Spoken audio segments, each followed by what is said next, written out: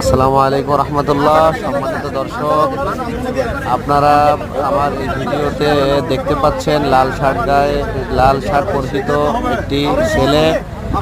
সে দালাল চক্রের একজন বড় লিডার, যে ধরা খেয়েছে দালালি করতে গিয়ে ঢাকা শিশু হাসপাতালে।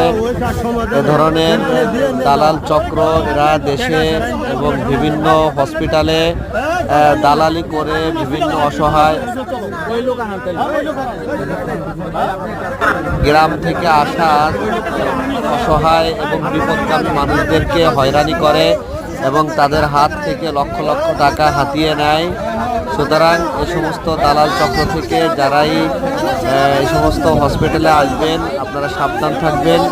এ ধরনের চক্রের হাতে যেন আপনারা ধরা না পড়েন, এজন্য সতর্কমূলক ভাবে এই ভিডিওটা আমি আপনাদের মাঝে আপলোড করলাম।